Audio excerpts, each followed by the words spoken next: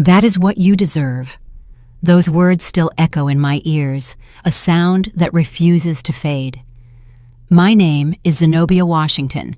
I am 59 years old, and this is the story I kept locked in silence for months, until the silence itself became unbearable.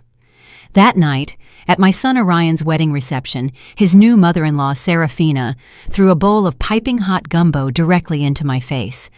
I felt the searing heat pierce my skin, the spices burning my eyes, the thick broth dripping down my ivory silk blouse.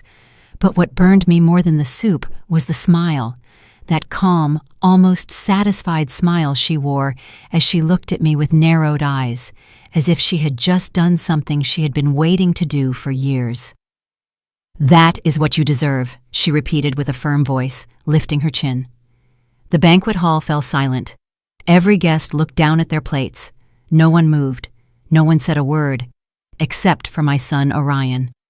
My only child, the boy I raised alone after his father abandoned us, the man to whom I gave everything I had. He sat there at the head table, arms crossed, and said in a deep voice, "She's right, Mama." I felt the floor open up beneath my feet. I didn't scream. I didn't cry. I didn't ask why. I simply took the linen napkin from my lap, wiped my burning face with all the dignity I had left, and stood up from my chair without making a sound. I walked toward the double doors with my back straight, even though, inside, every part of me was trembling. But before I left that building, I did something no one expected. I took my cell phone out of my clutch, dialed a number I had saved weeks ago, and said just 3 words. "It is time." Then I hung up. I closed the door softly behind me. No one followed me. No one asked anything. I got into my car, started the engine, and as I drove through the dark streets of Buckhead back toward my quiet apartment in the West End, a single question spun in my head. How did I get here? Because there was a time when Orion would hug me and say, "You're my hero, Mama." There was a time when I believed a son's love was forever. There was a time when I trusted. But that night, with my face burning and my heart broken, I understood something I never thought I'd have to learn. Sometimes the people we love the most are the ones who betray us the deepest, and sometimes silence is the only weapon we have left. What happened after that phone call is something they will never forget. But to understand why I did what I did, I must first tell you how it all started. How a mother who gave everything ended up humiliated in front of a room full of strangers. And how I discovered, too late, that my son was keeping a secret that would change everything. Sometimes we trust the wrong people too much. Have you ever been disappointed by someone you loved? Tell me your story in the comments. I want to read it. 3 years ago, my life was different. Not perfect, but mine. I lived in a spacious apartment in the West End of Atlanta with a balcony full of red geraniums and bougainvillea that I watered myself every morning. I had my routine: strong brewed coffee at 7, sweet potato pastries from Mr. Henderson's bakery on the corner, and then I would open my small, fine tailoring shop on the ground floor of the building. I wasn't rich, but I didn't need to be. After Orion's father left us when my son was barely 5 years old, I learned something that many women take decades to understand, that one can sustain an entire life with her own 2 hands without asking anyone for permission. I sewed wedding gowns, prom dresses, and embroidered blouses for church ladies who wanted to look elegant without shouting about their money. My hands knew every stitch, every hem, every secret a fabric keeps when you treat it with patience. Orion grew up seeing that. He saw me get up at 5 in the morning to finish an order. He saw me sew until my fingers bled. He saw me cry from exhaustion over the Singer machine that had belonged to my grandmother, and then dry my tears and keep going. "Mama, when I grow up, I'm going to work hard so you can rest," he would tell me with his big, serious eyes while I made him breakfast before school. And I believed him, because Orion was always a good boy, responsible, affectionate. He studied without me having to ask, got good grades. On Sundays, he helped me clean the shop and asked me things about fabrics, about colors, about how I knew which dress each client needed. "Because I listen to them, baby," I would tell him. "People always tell you what they need, even if they don't use words." He would nod thoughtfully and then go play basketball with the neighborhood kids.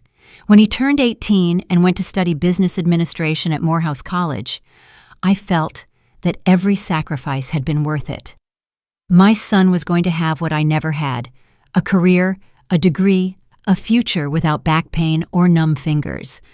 I worked double, triple shifts. I sewed dresses for weddings of families who would never invite me to their tables, but who paid well. I saved every dollar, denied myself help, denied myself loans because I wanted Orion to finish college without owing anyone anything. And he did. He graduated with honors, got a job at a top real estate firm. He started earning well, wearing suits that I tailored for him myself, bringing me flowers every Sunday when he came for lunch. "Thank you, Mama," he would say, kissing my forehead. "Everything I am is because of you." And I felt complete, until he met Clementina. The first time Orion talked to me about her, I noticed something different in his voice. A new emotion, a shine in his eyes I had never seen. "She's special, Mama, very special." Clementina was the only daughter of a wealthy family from Buckhead. Her father owned a chain of hardware supply stores. Her mother, Serafina, was one of those women who had never worked a day in her life but knew how to give orders like a general. When Orion told me he wanted to introduce me to her, I put on my best dress, the navy blue one, with embroidery on the collar that I had made for a distant cousin's wedding. I fixed my hair, put on the pearl earrings that had been my mother's. I wanted to make a good impression. The meeting was at a restaurant in Buckhead that I would never have chosen. Too elegant, too expensive. But Orion insisted. "I want you to get to know each other well, Mama. Clementina is important to me." Clementina arrived in an impeccable white dress and a smile that didn't reach her eyes. She was pretty, polite, but cold. We talked about unimportant things: the weather, her career in interior design, the wedding plans she was already imagining, even though she and Orion had only been dating for 6 months. I smiled, nodded, asked all the right questions, but something in my stomach twisted when she said, "My mother is anxious to meet you, Miss Zenobia. I've told her so much about you." The way she said Miss Zenobia sounded strange, as if my name needed a title to exist in her world. Orion took my hand and squeezed it, as if telling me, "Everything is going to be fine, Mama." And I wanted to believe him, because back then I still believed that a son's love was stronger than anything else. I still believed that what we had built together, just the two of us for so many years, was unbreakable. I didn't know yet that some women view other women as enemies from the very first moment, and I didn't know yet that Serafina had already decided, long before meeting me, that I wasn't enough for her family. That afternoon, when we left the restaurant, Orion hugged me tight and said, "Clementina adored you, Mama." He told me this in the car. I smiled, but deep down, a small, cold voice whispered something I didn't want to hear. That girl is lying, and Serafina is too.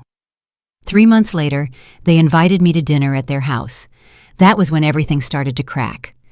Serafina's house in Buckhead was exactly as I imagined. Massive, cold, and full of things nobody needs. Crystal chandeliers, Persian rugs, oil paintings in gold frames, furniture that looked like it came straight out of a decor magazine, so perfect it was scary to dirty it just by looking. When Orion and I arrived that night, Serafina received us at the door with a smile that didn't reach her eyes.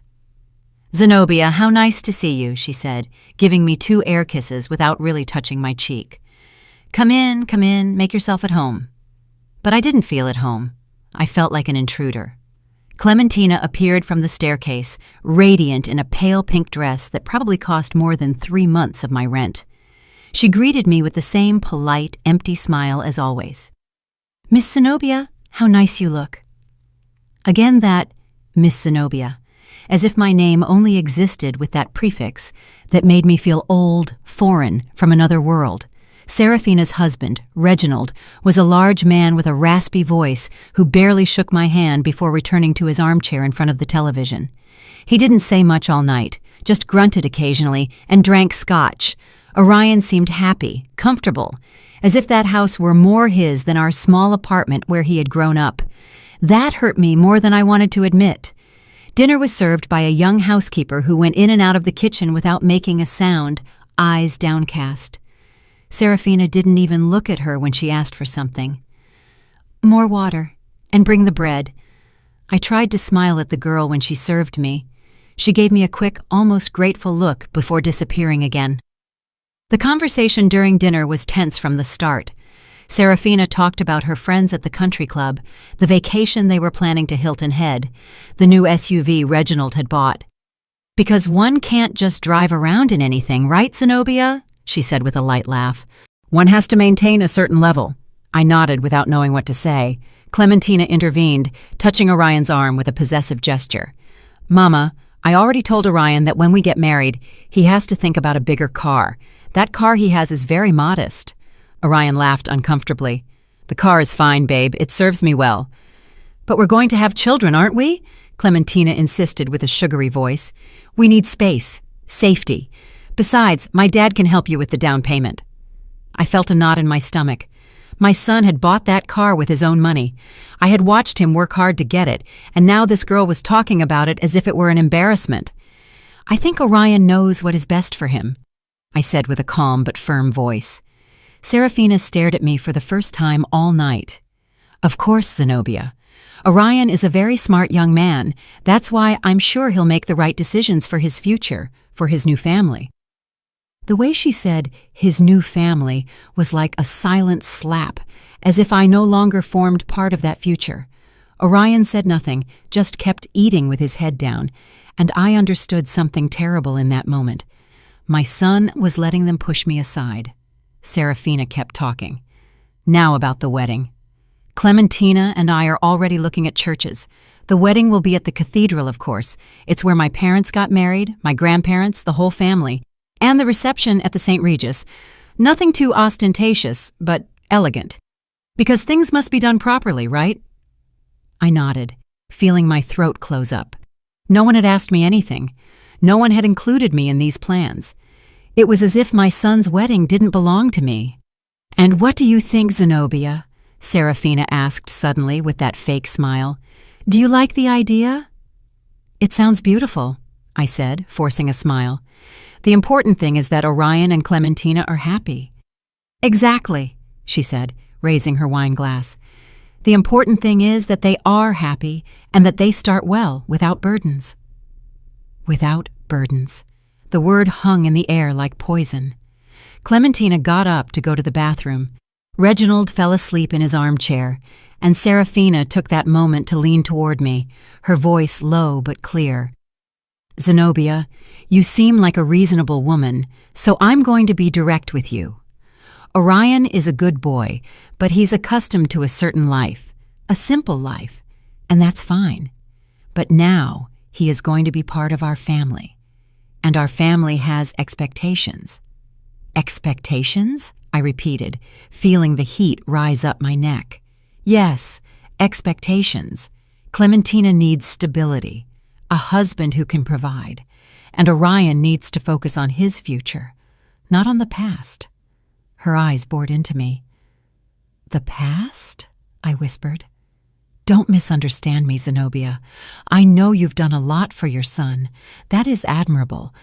But now it is time for him to fly alone, without strings, without emotional dependencies." I felt as if she had stabbed a knife into my chest.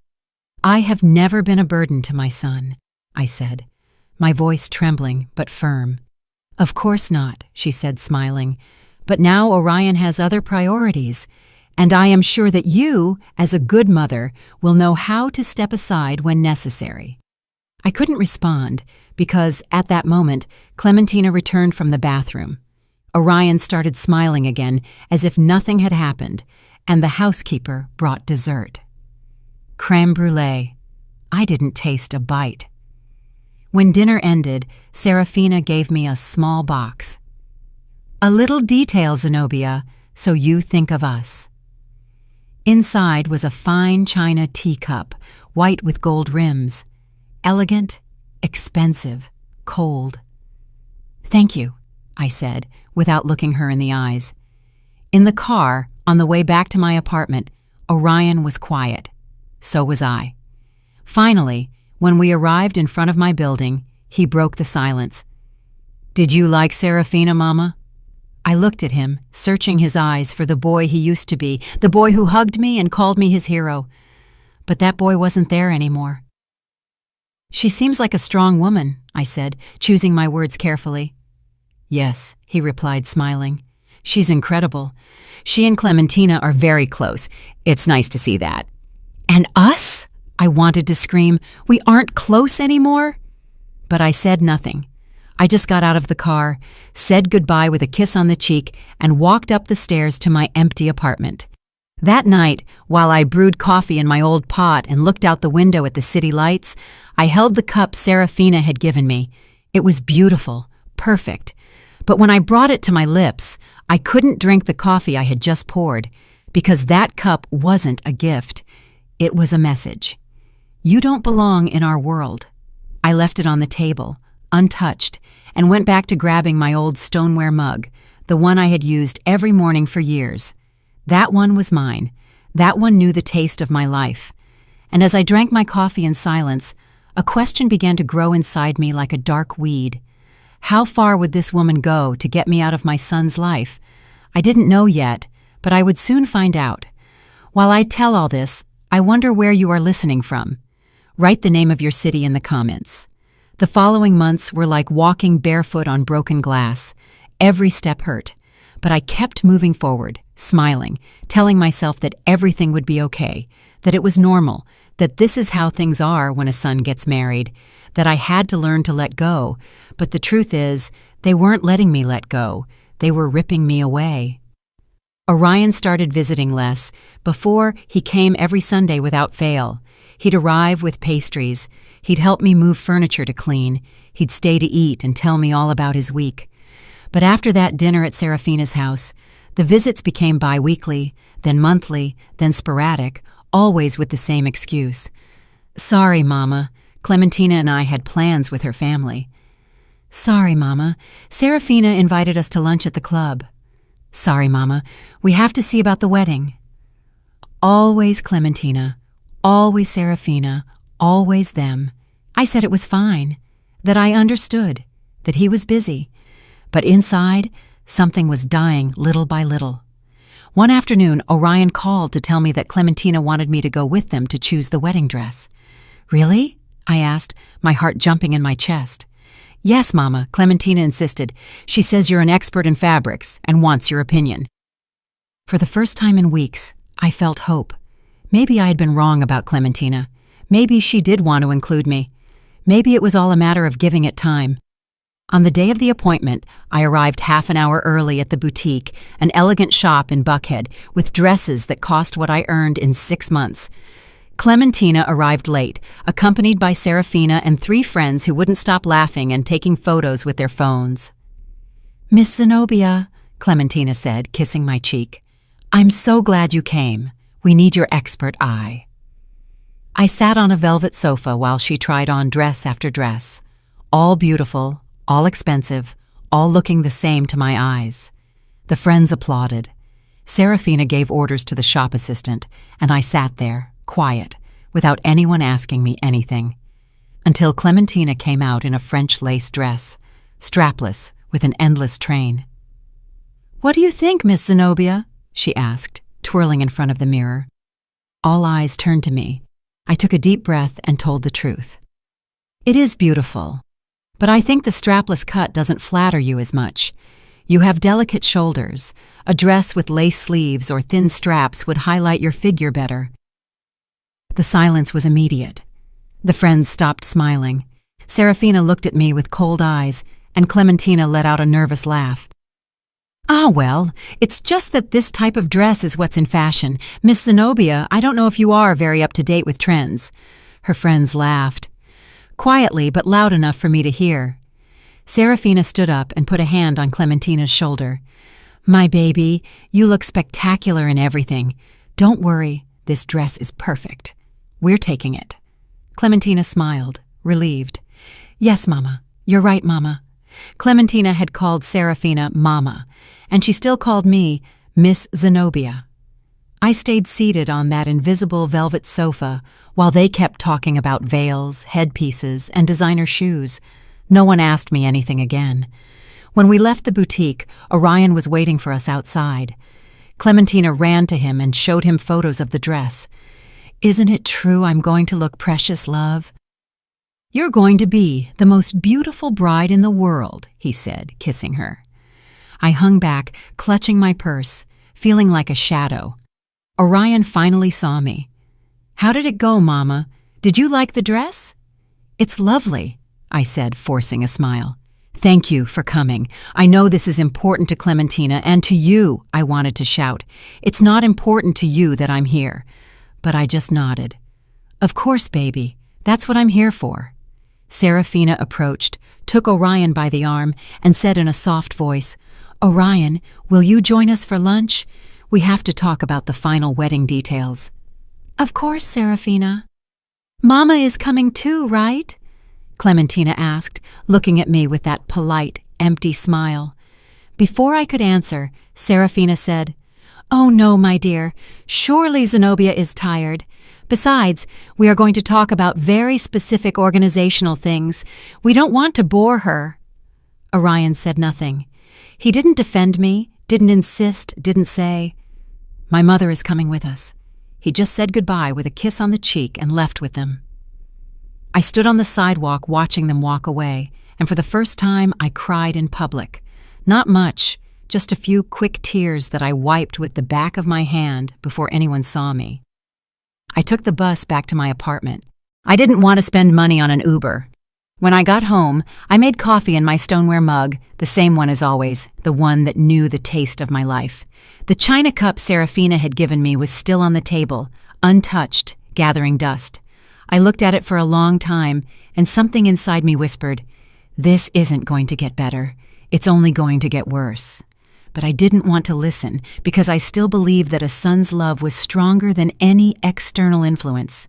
I still believed that Orion was going to wake up, that he was going to realize, that he was going to go back to being the boy who hugged me and called me his hero. So I kept going. I kept smiling when they excluded me. I kept saying, "It's okay," when everything was wrong. I kept swallowing the pain so as not to be a problem, so as not to be a burden, so as not to fulfill the prophecy Serafina had planted in my son's mind. "Your mother is going to suffocate you if you don't distance yourself." 2 weeks later, Orion invited me to dinner. Just the two of us, like before. I was so excited I arrived half an hour early at the restaurant. I had dressed with care. I wore a burgundy dress that I had sewn myself, with discreet embroidery on the collar. I wanted my son to feel proud of me, but when he arrived, he wasn't alone. Clementina was with him. "Sorry, Mama. Clementina wanted to join us. I hope you don't mind." "Of course not," I lied.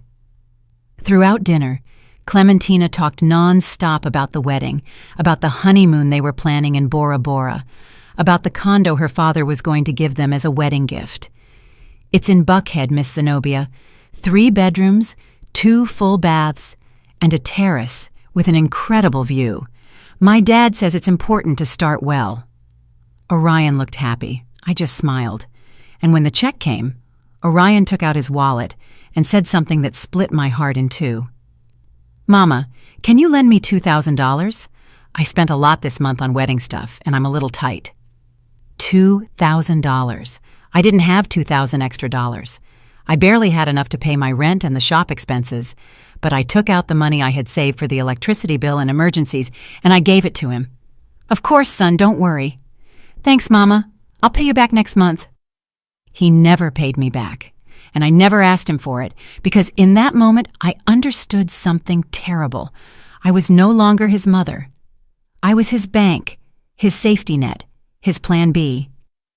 But I was no longer the most important person in his life. That night, when I returned to my apartment, I sat in front of the window with my coffee and looked at the city lights, wondering how I had ended up there, how a woman who had given everything, who had sacrificed her youth, her health, her entire life for a son, could end up feeling so invisible. But I still didn't know the truth. I still didn't know that everything that had happened up to that moment was just the beginning, that Serafina had a plan, and that my son, my Orion, my only child, was already part of it. The wedding approached like an inevitable storm, and I kept pretending everything was fine. Orion went weeks without calling me. When he did, the conversations were brief, distracted, filled with uncomfortable silences. "How are you, Mama?" "Fine, son. And you?" "Fine, fine. Busy with preparations, you imagine." "Well, I gotta go. Clementina is calling me." Click. And I was left with the phone in my hand, feeling like something inside me emptied a little more each time. But the worst wasn't the short calls. The worst were the invitations that never arrived. I found out by chance that there was a bachelor party for Orion, a barbecue at Reginald's house with a live band, with friends of Clementina's family. No one told me. There was also a rehearsal dinner at an extremely expensive Italian restaurant with the godparents, with close family. No one invited me. When I asked Orion why they hadn't included me, he got uncomfortable.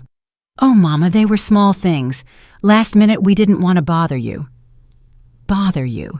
As if my presence were a nuisance, as if I were a problem to be avoided. But I stayed quiet, kept smiling, kept saying, "Don't worry, son. I understand." Until one afternoon, everything changed. It was a Tuesday. I remember because Tuesdays have always been slow days at the shop. I was finishing hemming a gala dress when the doorbell rang. I opened the door and found a young delivery guy with a blue cap and a manila envelope in his hands. "Zenobia Washington?" "Yes, that's me." "Sign here, please." I signed without thinking. The boy gave me the envelope and left. I closed the door and looked at the package. It had no return address, just my name handwritten in black ink.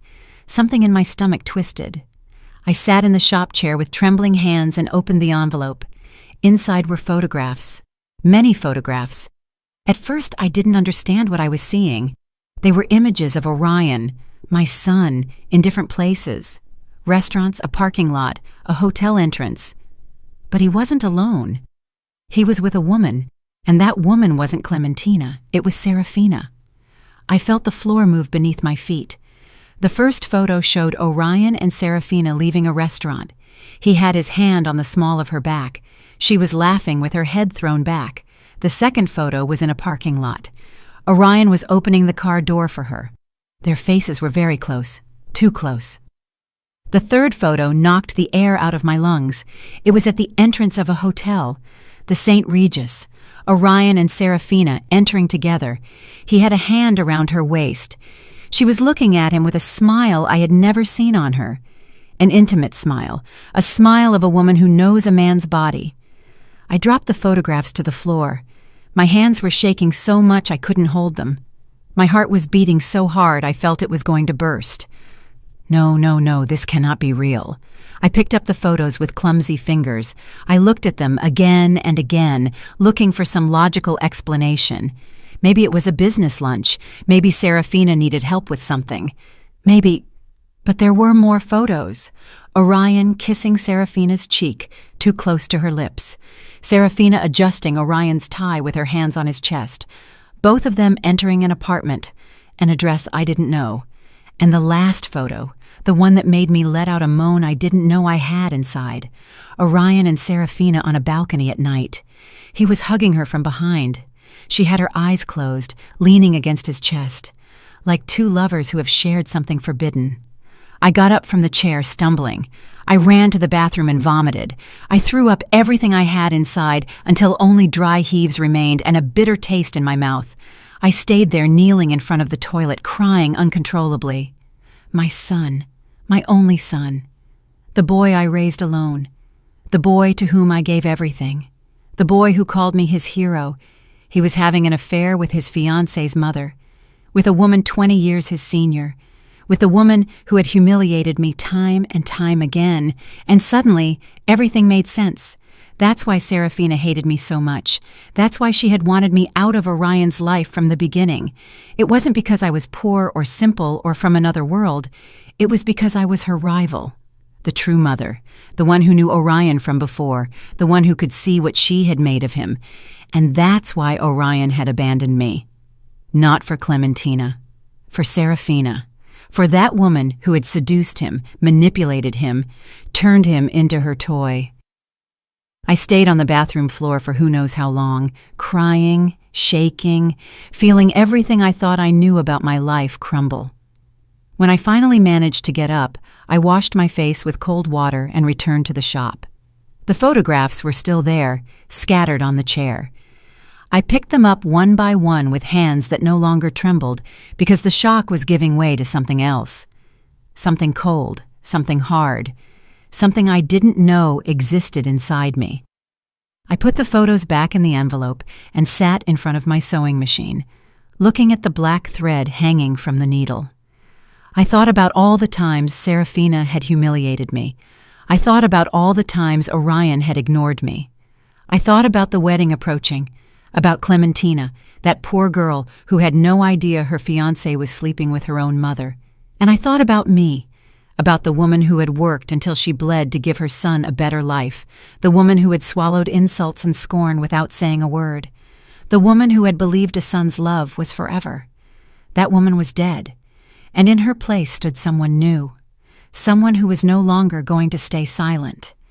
I took my phone and dialed a number I had saved months ago when a client had told me about a private investigator who had helped her discover her husband's infidelity. "Good afternoon. This is Zenobia Washington. I need your services." The voice on the other end was professional, neutral. "Tell me how I can help you, Ms. Washington." "I need more information, more proof, dates, places, everything you can get on two people, their names, Orion Washington and Serafina Vance." There was a pause. "Any relationship between them?" "Yes," I said, with a voice that no longer trembled.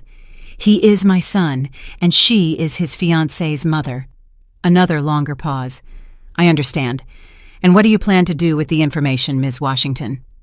I looked out the shop window. The city lights were starting to turn on. The sky was dyed orange and violet. "I don't know yet," I said, "but when I know, I want to be prepared. I'll email you my quote. And Ms. Washington, yes, some truths hurt more than the lie. Are you sure you want to know?" I closed my eyes.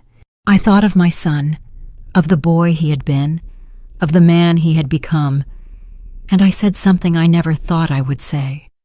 It no longer matters what hurts. I need the truth. I hung up the phone, made myself a coffee in my stoneware mug, and waited. Because now I knew that the wedding wasn't the end of this story. It was just the beginning, and I was no longer going to be the silent victim.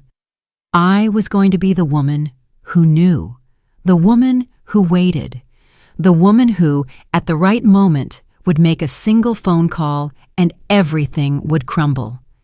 Have you also kept a painful secret? Have you discovered something that changed everything you thought you knew? Tell me in the comments. The private investigator's name was Booker Hughes. He was a man of about 50, ordinary-looking, with glasses and a calm voice that inspired confidence. We met in a discreet coffee shop in Decatur, far from anywhere anyone might recognize me. He brought me a thick manila folder full of papers, photographs, and reports. "Ms. Washington," he said calmly, "I found what you asked for, but before I show you, I need you to take a deep breath." "I already know what I'm going to see," I said with my hands clasped on the table. "No," he replied, looking me in the eyes. "Believe me, you don't know." He opened the folder, and my world finished breaking. The first photos were similar to the ones I had received in the anonymous envelope. Orion and Serafina in restaurants, hotels, in an apartment in Midtown that, according to the investigator, she had rented specifically for their encounters. "This apartment is leased to a shell company," Booker explained, "but I traced the payments. They all come from Serafina Vance's personal account." I felt nauseous again, but I forced myself to keep looking. There were hotel records. The St. Regis, the Four Seasons, Ritz-Carlton, rooms booked in her name, but security cameras showed both entering together. "Since when?" I asked, with a voice I barely recognized as mine. Booker turned several pages and pointed to a date. The first record I found is from 1.5 years ago. 1.5 years. My son had been sleeping with his fiancée's mother for 1.5 years, since before he and Clementina got engaged, since before I met that family. There's more, Booker said with a grave tone. He showed me bank statements, transfers from Serafina's account to Orion's account, large amounts, 10,000 here, 20,000 there, 50,000 on one occasion. What is this? I whispered. Payments, Booker said. Your son is receiving money from her regularly. The word hung in the air like poison. Payments. My son wasn't just having an affair with that woman. He was letting her keep him. Is there anything else? Yes, Booker continued, and this is the most delicate part. He took out another set of documents. I investigated the finances of Mr. Reginald Vance, Serafina's husband.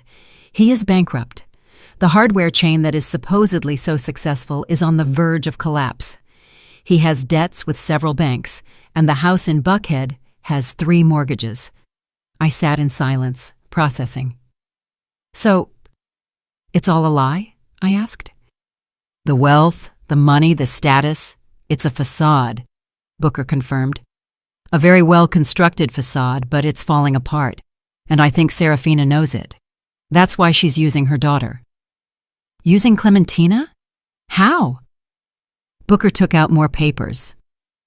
Clementina inherited a considerable fortune from her maternal grandmother 2 years ago, close to $4 or $5 million in property and bank accounts, but that money is in a trust that can only be touched under certain conditions. What conditions? That Clementina gets married. Once married, she has full access to that inheritance, and if something were to happen to Clementina while married, the money automatically passes to her spouse. I felt the air escape my lungs. Orion, I whispered. Exactly, Booker said. If Orion marries Clementina and something happens to her, he inherits everything. And considering the relationship he has with Serafina, he didn't finish the sentence. He didn't have to. Do you think they plan to harm Clementina? I asked, feeling horror rise up my throat. I don't have proof of that, Booker said carefully. But I do have proof that Serafina is a very controlling, very ambitious, and very desperate woman. And your son, Ms. Washington, forgive me for saying it this way, your son is completely under her control. I closed my eyes. I thought of my Orion, of the boy who hugged me, of the young man who graduated with honors, of the man I thought I had raised. At what moment had he become this? At what moment had he stopped being my son and become the puppet of an unscrupulous woman? There is one last thing, Booker said, and it is the most important. He took out an audio recording, a small device. I managed to place a microphone in the Midtown apartment. It's illegal, I know, but I thought you needed to hear this. He pressed the play button, and I heard my son's voice. What if Clementina finds out? It was Orion. He sounded nervous. Then Serafina's voice, soft, manipulative, maternal and seductive at the same time. She won't find out, my love. Clementina is foolish. She only sees what she wants to see. But when we get married, how are we going to continue this? Orion, listen to me well. A pause. Sounds I didn't want to imagine. Then Serafina spoke again with a firm voice. Clementina is not going to be a problem for long. You marry her. Wait 1 year, maybe 2. And then, things happen. Accidents happen. Serafina, I can't. You can't what? You can't be happy? You can't have the future you deserve? Orion, I love you. I love you like Clementina never will. And when all this is over, we will be together, you and I, with all the money we need, without hiding. A silence. And then my son's voice, so low, I barely heard it. Okay, I'll do what you ask. Booker stopped the recording. I couldn't move. I couldn't breathe. I couldn't think. My son, my only son, the boy I raised with my own hands, the boy I taught about kindness, honesty, dignity. He was planning to marry an innocent girl to inherit her fortune, and he was letting a psychopathic woman put the idea in his head that Clementina had to disappear. "What are you going to do, Ms. Washington?"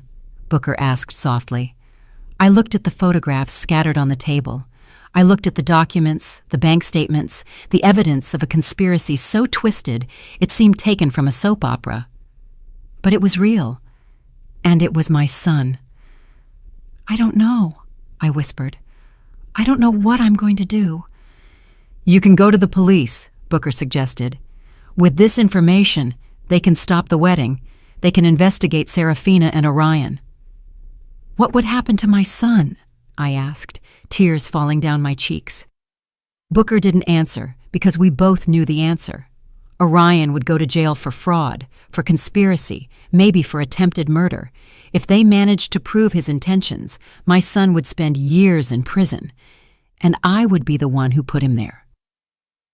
"Think about it," Booker said, "and when you decide what to do, call me. I'll be available." He gave me his card, paid for the coffee, and left. I stayed sitting in that coffee shop for hours with the folder in my hands, feeling everything that had been my life turning into ash. I thought about going to the police. I thought about talking to Clementina, warning her, saving her. I thought about confronting Orion, shouting at him, asking him how he could have become this. But I did none of that, because I needed something more than just justice. I needed Orion to see, to understand, to feel the weight of what he had done. I needed Serafina to lose everything she had gained with her manipulations, and I needed to do it in a way that no one could say I was the villain, because I wasn't going to be the mother who destroyed her son. I was going to be the mother who let him destroy himself. And then, when he was at the bottom, when he had lost everything, maybe, just maybe, he would remember who I was and what he had been before that woman poisoned him. I took the folder, put it in my purse, and left the coffee shop with my back straight and my head held high. The wedding was in 2 weeks, and I had a plan that started with a simple acceptance. I was going to go to that wedding, I was going to sit at that table, and when the exact moment arrived, I was going to make a single phone call, and everything would crumble. Because sometimes the best revenge isn't to attack, it's to let the truth do its work. The night of the wedding arrived like a storm everyone expected except me, because I knew that night wasn't going to be a celebration. It was going to be a revelation. I dressed carefully. I chose a simple navy blue dress I had sewn years ago. Nothing ostentatious, nothing that drew attention. I pulled my hair into a discreet bun. I put on my mother's pearl earrings. I wanted to look dignified because I knew this would be the last time Orion would see me as his mother. The ceremony was at the cathedral, as Serafina had planned. A beautiful church, full of white flowers and candles. There were more than 200 guests. Elegant people, moneyed people, people who looked at me sideways wondering who that simple woman sitting alone in the 5th row was, because they hadn't even given me a seat in the front rows. Clementina's family occupied the entire right side of the church, and on the left side, where the groom's family should be, there were only 3 of us, me, a distant aunt of Orion's who barely knew him, and a cousin who came more for the free food than for affection. That was all that was left of our family. When Orion walked to the altar, my heart skipped a beat. He looked handsome, elegant, mature, in a dark gray suit I knew he hadn't paid for, with his hair perfectly combed, with a nervous but happy smile. For a moment, just for a moment, I saw the boy he used to be again, and I almost regretted what I was about to do. Almost. But then I saw Serafina.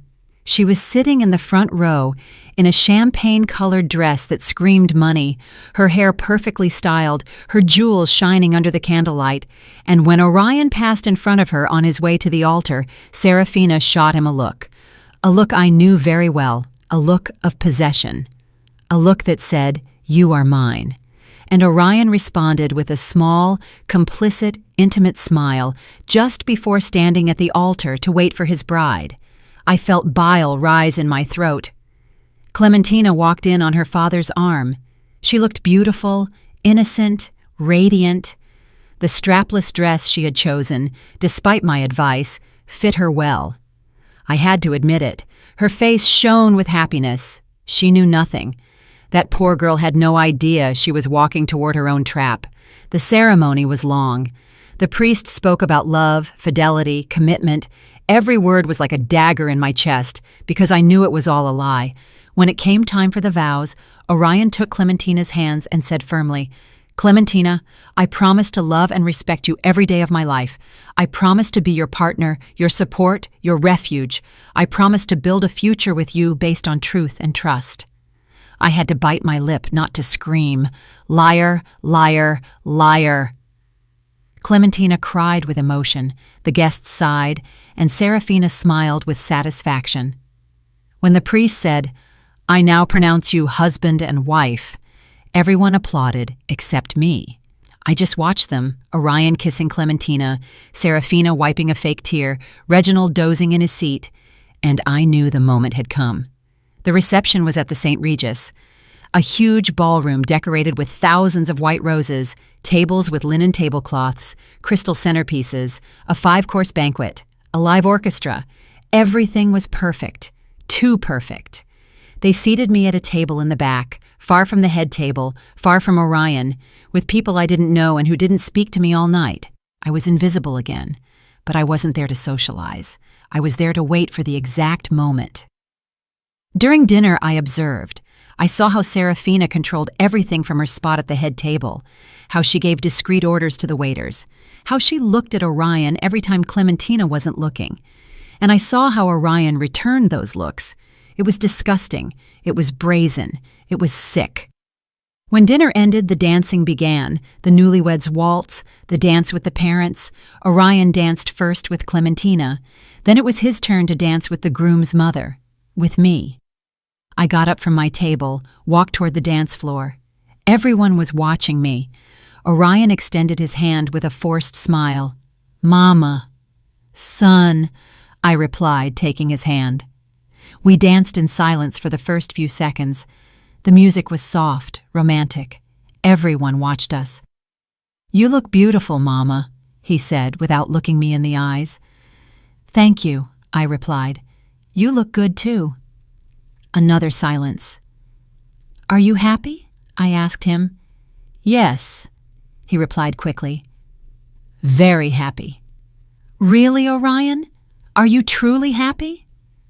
For the first time all night, he looked me in the eyes, and I saw something there, something small, something that might have been guilt, or maybe just discomfort. "Yes, Mama, Clementina is wonderful. We're going to be very happy together." "And Serafina?" I asked, lowering my voice. "Is she wonderful too?" His body tensed. He stopped dancing for a second, then continued, squeezing my hand tighter. "I don't know what you're talking about." "I think you do know, son." "Mama, this isn't the moment." "When is it going to be the moment, Orion? When? After something happens to Clementina? After you inherit her money?" He stopped completely. Let go of me. Looked at me with hard eyes. "What did you say?" "I know everything, Orion. Everything." The music kept playing, but we weren't dancing anymore. People started looking at us, whispering. "You don't know anything," he said in a low, threatening voice. "You're inventing things." "I have photographs. I have hotel records. I have bank statements. I have recordings." His face went pale. "Mama, what did that woman do to you, Orion? What did she do to turn you into this?" "You don't understand," he exploded, raising his voice. "You're never going to understand." The music stopped. Everyone was staring. Clementina came running over, her wedding dress dragging on the floor. "What's happening, Orion? Miss Zenobia?" Serafina appeared out of nowhere. She stepped between Orion and me. "Zenobia, I think it's better if you leave. Are you making a scene?" "A scene?" I repeated, feeling the rage rise up my chest. "I'm making a scene?" "Yes," she said firmly. "This is my daughter's wedding, and I'm not going to allow you to ruin it with your dramas." "My dramas?" I laughed without humor. "You want to talk about dramas, Serafina?" Clementina looked at us without understanding. Orion was paralyzed. The guests murmured louder and louder, and then Serafina did something I will never forget. She turned to the nearest table, grabbed a bowl of seafood gumbo that was still hot, walked toward me with firm steps, and threw it in my face. I felt the boiling liquid burning my skin, the spices, the broth dripping down my dress, the pain, the humiliation. Everyone screamed. Clementina shrieked. Someone ran for napkins, but I didn't move. I just stood there with the soup dripping down my face, looking Serafina straight in the eye. She smiled, that calm smile, that satisfied smile, and said clearly so everyone could hear, "That is what you deserve." The room fell into complete silence. And then Orion, my son, my only son, the boy I had raised alone, crossed his arms and said, "She's right, Mama." Those words cut me deeper than any knife. Clementina was crying, the guests were whispering, Reginald was still asleep in his chair, and I just took a napkin from the nearest table and wiped my burning face with all the dignity I had left. Then I walked toward the exit of the ballroom with my back straight, without running, without crying, without giving them the satisfaction of seeing me destroyed. But before leaving, I took my phone out of my purse, dialed the number I had saved, and said just 3 words. "It is time."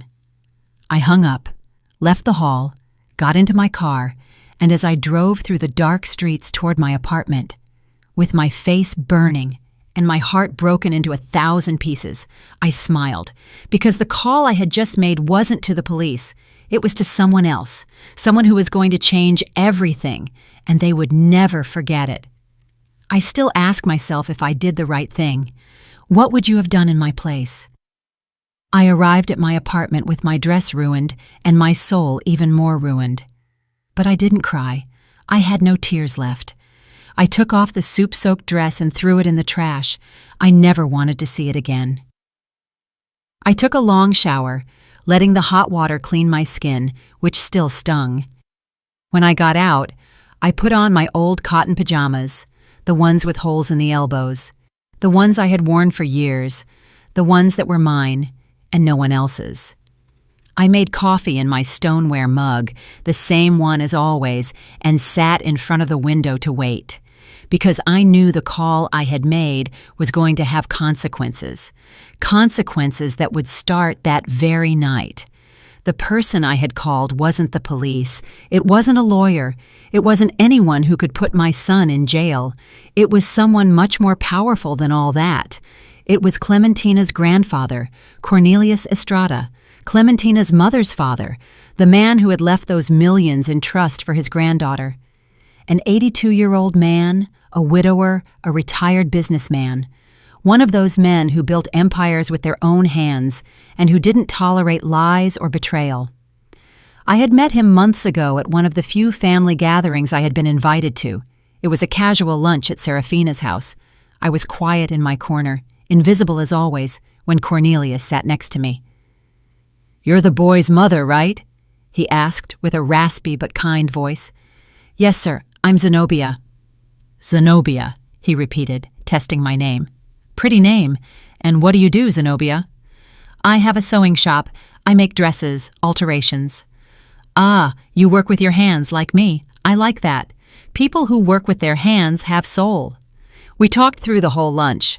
He told me about his life, how he started selling tools out of a truck and ended up owning a hardware chain across the Southeast, how he had worked 14 hours a day for 50 years, how he had been widowed 10 years ago and still missed his wife every morning. "My daughter Serafina doesn't visit me much," he said with sadness. "She says I'm old, that I smell old, that my house is full of junk." "I'm sure she loves you very much," I said, trying to be kind. "No," he replied with brutal honesty. "My daughter loves me for my money, but I don't have money anymore. I left it all to my granddaughter Clementina, because she does visit me. She does hug me. She still has a heart." He gave me his card that day. "If you ever need anything, Zenobia, call me. I like people who work with their hands." I kept that card in my wallet, and 3 weeks after receiving the photographs, I called him. We met at his house, an old craftsman bungalow in Inman Park, full of antique furniture and family photos. He received me with strong coffee and pastries. "Tell me, Zenobia, what is so urgent?" I showed him everything: the photos, the bank statements, the recordings, the documents proving the conspiracy. Cornelius listened in silence. His face changed color. First pale, then red, then purple with rage. When I finished, he stayed quiet for a long time. "My granddaughter is in danger," he said finally, his voice shaking. "Yes, sir." "And your son?" "Your son is part of the plan." "Yes, sir." "Why are you telling me? Why don't you go to the police?" It took me a moment to answer, because I had to be honest. Because if I go to the police, my son goes to jail. And as much as he has betrayed me, as much as he has become someone I don't recognize, he is still my son. I can't be the one to put him in prison. Cornelius nodded slowly. "But I can be," he said. "I just want Clementina to be safe," I replied. "And I want my son to understand what he has done, to see the consequences, to feel the weight of his decisions. And Serafina, I want her to pay for what she has done, for manipulating my son, for putting him on this path, for planning to harm an innocent girl." Cornelius took my hand in his, old hands, full of spots and wrinkles, but still strong. "Zenobia, you are a wise and brave woman. I am going to help you, but I need you to promise me something. Anything. Zenobia, when everything explodes, and believe me, it is going to explode, you are going to suffer. Your son is going to hate you. People are going to talk. You are going to be alone." "I am already alone," I said calmly. "No," he replied. "You still have hope. But when this ends, that hope is going to die. Are you prepared for that?" I thought of Orion, of the boy he had been, of the man he had become. And I said, "Yes, I am prepared." Cornelius nodded. "Then this is what we are going to do. You are going to go to that wedding. You are going to behave normally, and when the moment comes, when they show their true face, you call me, and I will do what I have to do." "What are you going to do?" "First, I am going to get Clementina out of that house that same night. I have lawyers. I have doctors. I am going to prove my daughter is incapable of caring for her own daughter. I am going to get a protection order. And the money, the trust, will be frozen immediately. Neither Clementina nor anyone else will touch that money until a judge decides what to do. And believe me, with the proof we have, the judge will decide in my favor." "And Orion?" Cornelius looked at me with sadness. "Your son won't go to jail because technically he hasn't committed a crime yet. He's just a fool who let himself be manipulated by an unscrupulous woman. But he is going to lose everything: the marriage, the money, the family, the reputation. He is going to be left with nothing." "Good," I said firmly. "That is exactly what he deserves." And that was how we arrived at this moment. Me sitting in my apartment, drinking coffee, waiting. At 11 p.m., my phone rang. It was Cornelius. "It is done, Zenobia." "What happened?" "I arrived at the St. Regis with my lawyers and 2 police cars. I told Clementina I needed to speak with her urgently. When she saw the photographs, when she heard the recordings, she fainted. We had to take her to the hospital." "My God, is she okay?" "Physically, she is fine, but emotionally, that girl is destroyed." "I'm so sorry." "It's not your fault, Zenobia. It is my daughter's fault, and that boy's fault." "What happened with Orion and Serafina?" Orion tried to explain, tried to say it was all a lie, but when he saw the proof, he fell silent. He stood there in his groom's suit, surrounded by guests who were whispering and pointing at him without saying anything. And Serafina, that woman.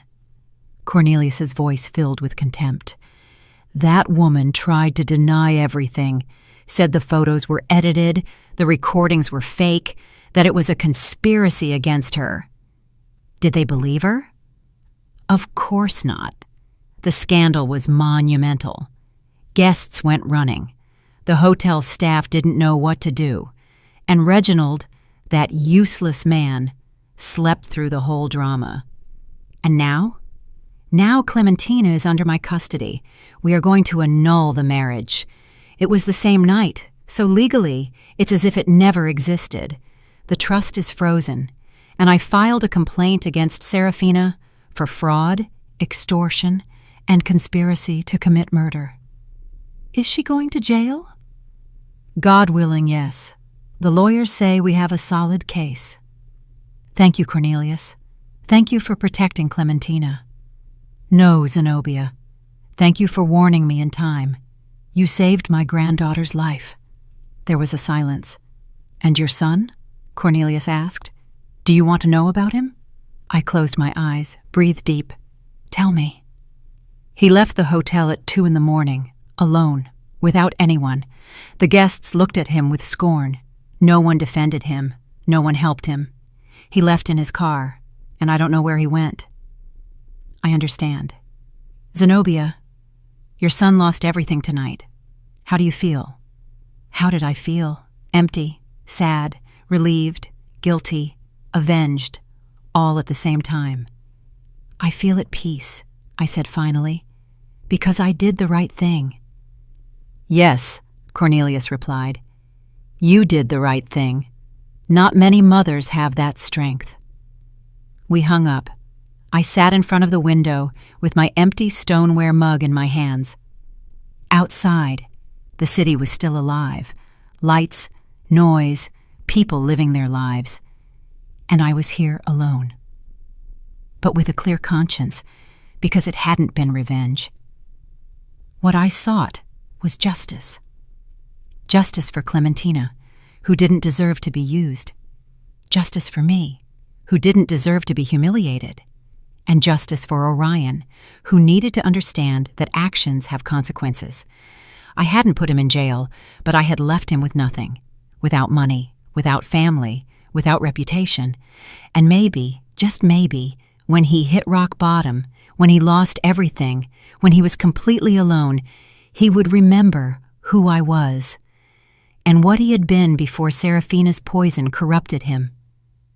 That night I slept deeply, for the first time in months, without nightmares, without anguish, without that knot in my stomach that had accompanied me since I received those first photographs, because I had done what I had to do, not with rage, not with a thirst for vengeance, but with the cold clarity of one who understands that sometimes the greatest love you can give someone is to let them face the consequences of their own decisions, even if that means watching them fall, even if that means losing them forever.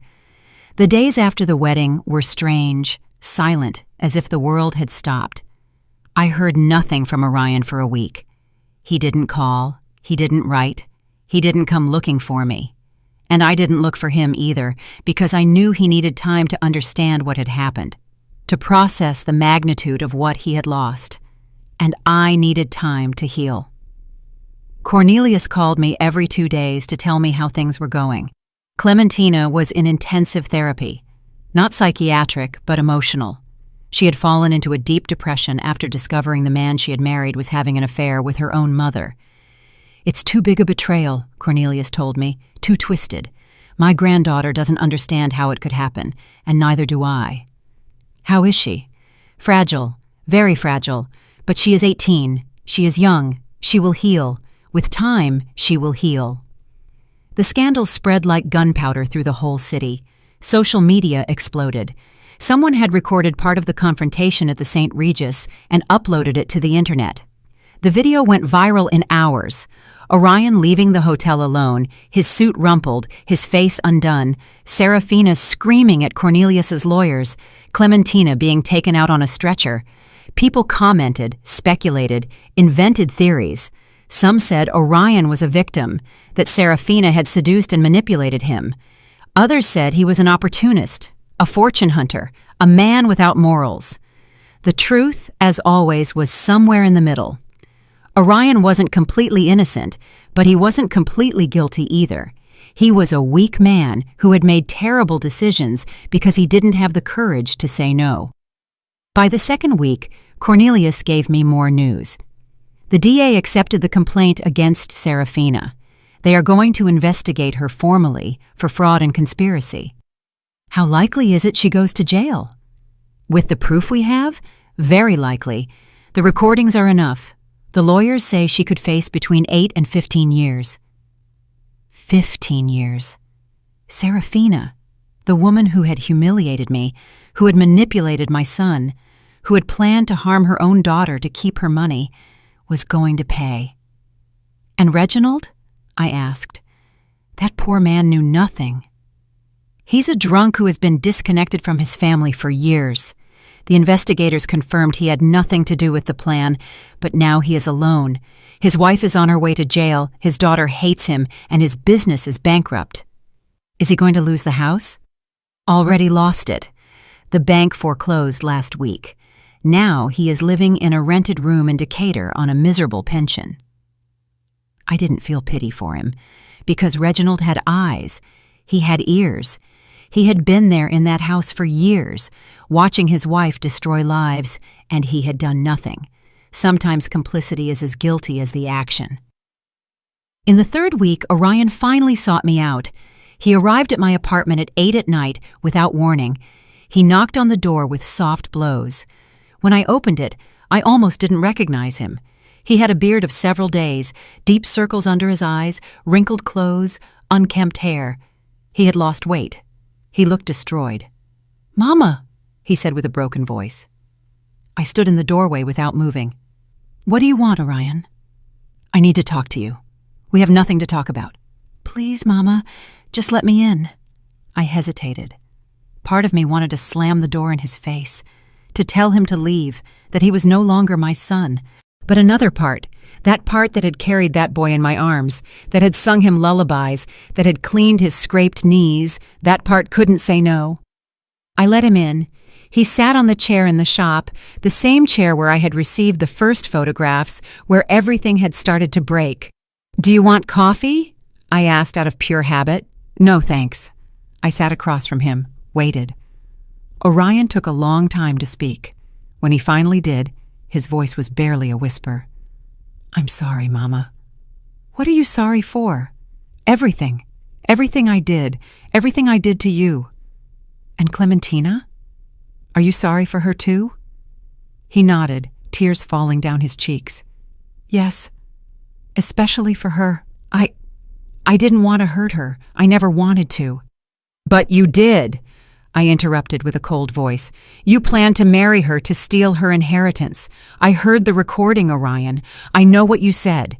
It wasn't me talking. It was Serafina."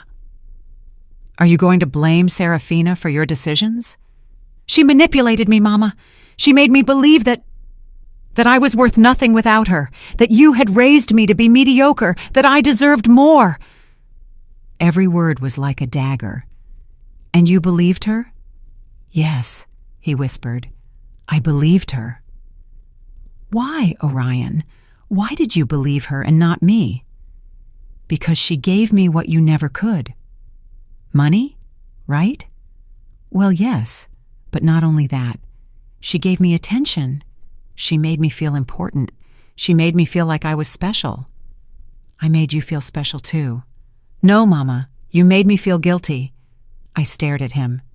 "Every time I came to visit you, I saw your small apartment, your old clothes, your tired hands, and I felt guilty for having more than you. Serafina never made me feel guilty. Serafina told me I deserved everything I had."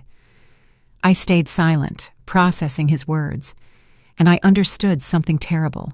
My son hadn't left me out of malice. He had left me because he couldn't stand remembering where he came from, because I was the mirror of his poverty, of his humble origins, of everything he wanted to forget. And Serafina had offered him an exit, a way to become someone new, someone important, someone who didn't have a seamstress mother reminding him of his roots. "You know what is the saddest thing about all this, Orion?" I said finally. "That I never made you feel guilty. You just felt guilty because you knew deep down that you had abandoned me. I know. I'm a bear. I know, Mama. And I am so sorry. Where have you been these weeks? Cheap hotels, spending the little I had left. I lost my job. No one wants to hire me. My name is all over social media. I'm a laughingstock. And the house Reginald was going to give you? Never existed. It was all a lie. The hardware stores are bankrupt. The house in Buckhead is foreclosed. There was no money, only debt. And Serafina is in jail awaiting trial. Her lawyers say she's going to be sentenced to 10 to 15 years. Good, I said without remorse. Orion looked at me with red eyes. Don't you feel anything for her? Should I? That woman destroyed her own daughter. She corrupted you. She humiliated me. She planned a murder. Why should I feel anything for her? Because I loved her. Those words pierced me. No, Orion. You didn't love Serafina. You were obsessed with what she represented. Power, money, status. But that is not love. Maybe you're right. We sat in silence for a long time. Finally, Orion asked what he had come to ask. Can I stay here, Mama? Just for a few days? Until I find a job? Until I can— No, I said firmly. Mama, please. I have nowhere to go. I have no money.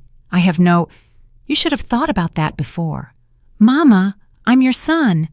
Yes, I interrupted. You are my son. And that is why I tell you no. Because if I let you stay here, if I rescue you now, you are never going to learn. You are never going to understand the weight of your decisions. Then what do you want me to do? Sleep on the street? I want you to do what I did when your father abandoned us. I want you to get up, work, rebuild your life with your own hands, without shortcuts, without manipulations, without depending on anyone other than yourself.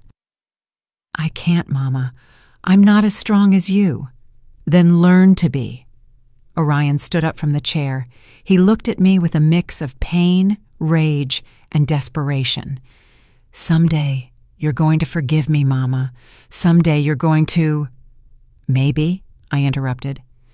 But that day is not today, nor tomorrow, nor next month. Maybe in years, or maybe never. That depends on you, on who you decide to be from now on. And if you change, and if you become someone better, then maybe, just maybe, we can talk again. But not as mother and son, but as two people who once knew each other and need to learn to know each other again. Orion nodded, crying. He walked to the door, opened it, and before leaving, turned one last time. I love you, Mama. I know, I replied, but love without respect means nothing. He left. I closed the door and stood there, listening to his footsteps fade down the hallway. I didn't cry because there was nothing to cry about. I had done the right thing, the hardest thing, the most painful thing, but the right thing. That night, while I drank coffee in my stoneware mug and looked out the window, I thought about everything that had happened, about how Serafina, that woman who believed herself so powerful, so smart, so superior, had ended up alone in a cell, about how Reginald, who had hidden behind alcohol for years, had lost everything he once had, about how Orion, who had sought wealth and status at any cost, had ended up with nothing, no money, no family, no dignity, and about how I, the humble woman, the seamstress, the mother no one respected, was still here, with my small apartment, with my shop, with my tired hands, with my stoneware mug, but with something they never had: peace. Because life always collects its debts, not with violence, not with vengeance, but with time, with patience, with the silent justice that arrives when you least expect it. Serafina had called me crazy once. Years later, I knew she was alone in that cell, looking at blank walls without visitors, without love, without anything. And I wondered if in that moment, in that terrible void, she finally understood what she had lost. Not the money, not the status, but her humanity, her soul, everything that makes a life worth living. And Orion, my poor Orion.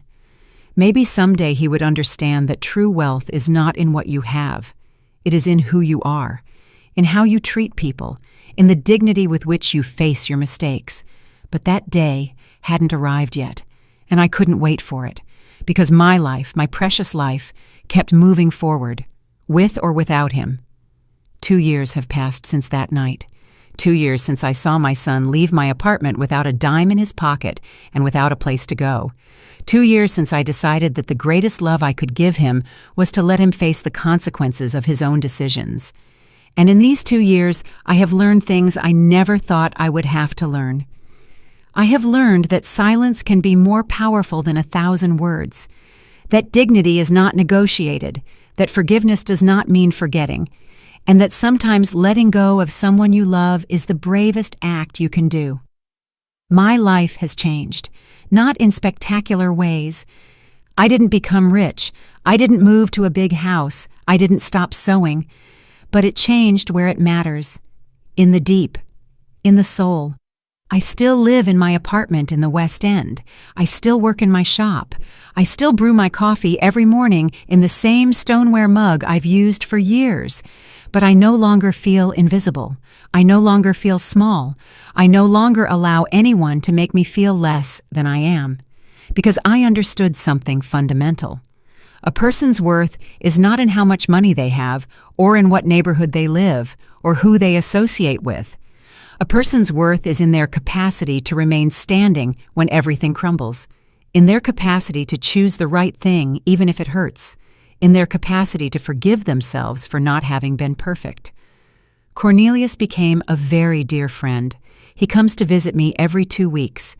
He always brings pastries from his favorite bakery and coffee he prepares himself in his old house in Inman Park.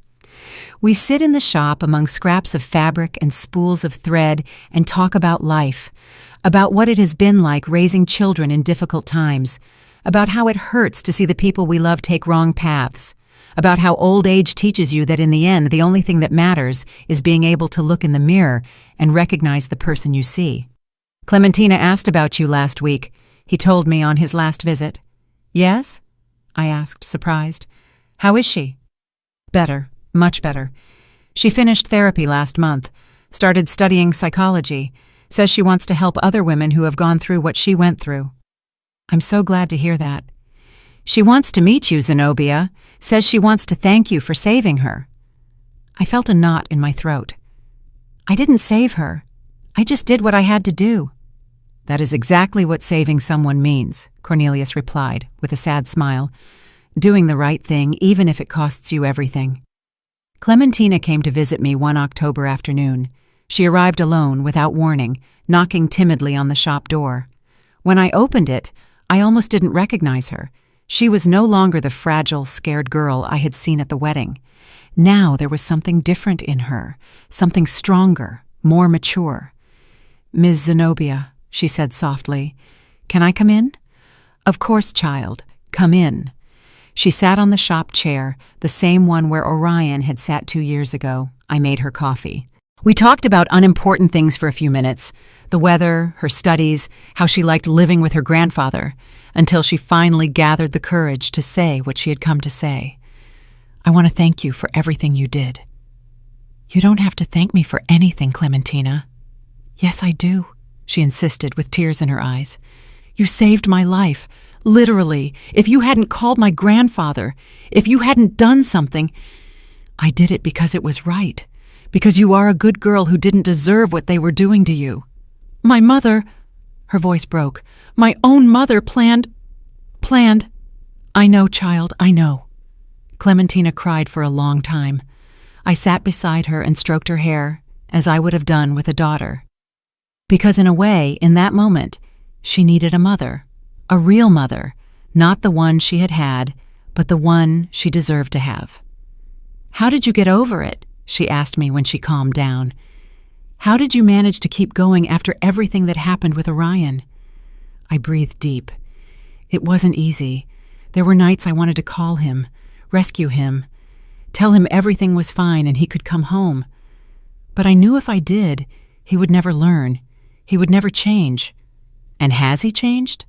I don't know, I admitted. 6 months ago, he wrote me a letter. He told me he got a job in a factory, that he's living in a small room in Norcross, that he's going to therapy, that he's trying to be better. Did you reply? No, not yet. Why? Because I need to be sure he is changing for him, not for me. I need to know he is doing the internal work he has to do, and that takes time. Clementina nodded thoughtfully. I'm doing that work too. In therapy, I learned I can't blame myself for what my mom did, that it wasn't my responsibility to detect something was wrong, that I was just a girl who trusted the wrong people. Exactly, I said, taking her hand. And now you are a woman who is learning to trust again, but in the right people, starting with yourself. Clementina stayed all afternoon. She helped me sew the hem of a wedding dress. She told me about her plans to someday open a support center for women victims of abuse. And when she left, she hugged me tight and whispered in my ear, "Thank you for being the mother my own mother never was." That night I cried, not from sadness, but from something more complex, because I had lost a son, but in a way, I had gained a daughter, not by blood, but by heart. 3 months ago, I received news of Serafina. Cornelius called me one morning with a grave voice. "Zenobia, I need to tell you something about Serafina." What happened? She was sentenced, 12 years in prison, without possibility of early release. How is she? Destroyed. Physically, she has deteriorated a lot. No one visits her, not even Reginald. She's completely alone. And how do you feel about that? Relieved, but also sad, because that woman is my daughter, and despite everything she did, a part of me remembers the girl she once was before ambition corrupted her. I understood what Cornelius felt, because I also remembered the boy Orion had been before the world changed him, before bad decisions defined him. And I wondered if one day he could go back to being that boy, or if that boy had died forever. Orion's letter arrived 2 weeks ago. It was longer than the first, more honest, more vulnerable. He told me he had started attending a support group for people who had made serious mistakes, that he was learning to live with the guilt without letting it destroy him, that he was saving every dollar to someday be able to pay me back all the money he had borrowed and never paid. "I don't expect you to forgive me, Mama," he wrote. "I don't expect us to go back to what we were. I only hope that someday, when you see me on the street, you don't cross to the other side to avoid me. I only hope you know that every day I wake up trying to be a better man than I was yesterday. And every day I think of you, of how I treated you, of how I failed you, of how I let a woman convince me that you were the problem when you were the only person who really loved me. Sometimes I pass in front of your building. I don't knock. I don't come up. I just stand there on the sidewalk looking at your window, wondering what you might be doing, if you're sewing, if you're drinking coffee, if you ever think of me. And then I leave because I know I have no right to bother you. I have no right to ask you for anything else. But I want you to know something, Mama. Something I never told you enough when I should have. Thank you. Thank you for raising me alone. Thank you for sacrificing so much. Thank you for giving me opportunities you never had. And thank you for having the courage to let me fall when I needed it most. Because now I understand that you didn't let me fall out of hate. You let me fall out of love. And that was the greatest gift you could give me. I love you, Mama. I have always loved you, even if my actions said otherwise. Your son, Orion." I read that letter 5 times. I cried through every reading, and then I put it in the drawer where I keep important things, next to the first photo of Orion when he was a baby, next to his graduation diploma, next to a note he wrote me when he was 8 years old that said, "Mama, you are my hero." I haven't replied to him yet, but I think I will soon, because I have learned that forgiveness is not forgetting what happened. Forgiveness is remembering what happened, feeling the pain, and still choosing to move forward without carrying that weight in your heart. It doesn't mean I'm going to forget. It doesn't mean things are going to go back to how they were before. But it means I am ready to build something new, something different, a relationship based not on what we were, but on what we can be. Last night I had a dream. I dreamed I was sitting in my shop sewing when they knocked on the door. I opened it, and it was Orion. But not the Orion of now, nor the Orion who betrayed me. It was the boy, my boy, with his big eyes and his innocent smile. "Mama," he told me, "I lost my way, but I think I found it again." And I hugged him and cried and said, "Welcome home, my son." When I woke up, I had tears on my cheeks, and I knew that dream was a sign. Not that everything was resolved, but that I was ready to start healing, to start forgiving, not just Orion, but myself, for not having been the perfect mother, for not having protected him from everything, for not having seen the signs sooner. Because the truth is that none of us is perfect. We all make mistakes. We all hurt people we love. We all get lost at some point. But what defines us is not the mistakes we make, it is what we do after. If we learn, if we grow, if we get up, or if we stay there on the ground blaming others for our fall. This morning, while I prepared my coffee in my stoneware mug, I looked out the window and saw the streets of Atlanta filling with people. People in a hurry, people with problems, people with dreams, people with pain. And I understood that we are all part of the same story, a story of mistakes and redemptions, of falls and risings, of losses and findings. And my story, this story I have told you, is just one more among millions. But it is mine. And I am proud of it, because I survived, because I didn't break, because I maintained my dignity when everything around me crumbled, and because I learned that true strength is not in never falling, it is in getting up every time you fall. Now I am 61 years old, 2 years older than when this story began, and I feel I have lived an entire lifetime in these 2 years. I keep sewing wedding dresses for girls who dream of eternal love. And every time I sew, I think of Clementina, in her strapless dress, in how that day she thought she was starting the best stage of her life. And I pray that someday, when she is ready, she finds a real love, a love that sees her, that respects her, that values her, not for her money, not for her last name, but for who she is. And I pray for Orion, because despite everything, he is still my son. And a mother never stops praying for her children, even if they have hurt her, even if they have betrayed her, even if they have made her cry until she ran out of tears. A mother's love has no limits, but now I know it shouldn't have conditions that allow abuse either. Love must be firm, honest, brave. Love must tell the truth even if it hurts. It must set limits even if it costs. It must let go even if it wants to hold on. Because only then, with that difficult and brave love, can we help the people we love to become the best they can be. If my story helps a single woman open her eyes, if it helps a single mother understand that loving doesn't mean permitting, if it helps a single person choose dignity over comfort, then it will all have been worth it.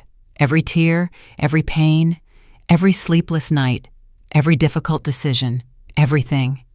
Because this story isn't just mine. It belongs to all the women who have been humiliated and have chosen to stand up, to all the mothers who have had to let go of their children to save them, to all the people who have faced betrayals and chosen forgiveness without forgetting. This story is for you who are listening to me, for you who maybe are going through something similar, for you who don't know if you're going to be able to survive the pain you feel today. I want you to know something. Yes, you can. You are going to be able to, because you are stronger than you think, because you have more courage than you imagine, and because pain, however terrible it may be, doesn't last forever. Time cures everything. It doesn't erase it, but it cures it. And one day, maybe months or years later, you are going to wake up and you are going to realize that breathing doesn't hurt as much anymore, that thinking about what happened doesn't destroy you anymore, that you can remember without bleeding. And that day, you are going to understand that you survived, that you won, not because you destroyed the one who hurt you, but because you didn't let them destroy you. I close this story with the same stoneware mug in my hands, the one that has accompanied me for years, the one that knows the taste of my coffee on difficult mornings, the one that has held tears and hopes, the one that has never failed me. Because in the end, the simplest things are the ones that remain, the humblest are the strongest, and the most ignored are the most valuable, like me, like you, like all the women who have been underestimated and have proven they are made of steel. Thank you for listening until the end. Thank you for allowing me to share my story with you. And remember, life always collects its debts, not with vengeance, but with truth, with time, with silent justice, and in the end, always, always good triumphs. Maybe not in the way we expected, maybe not when we expected, but it triumphs. Because the universe has a memory, and no one escapes the consequences of their own actions. Did you like the story, and which city are you listening from? Let's meet in the comments. If you liked the story, you can support me by sending a super thanks so I can keep bringing more stories like this. Thank you so much for your sweet support. I'm looking forward to your comments on the story. On the screen, you can see 2 new life stories that I highly recommend. There's so much more on my channel. Don't forget to subscribe. See you in the next life story with love and respect.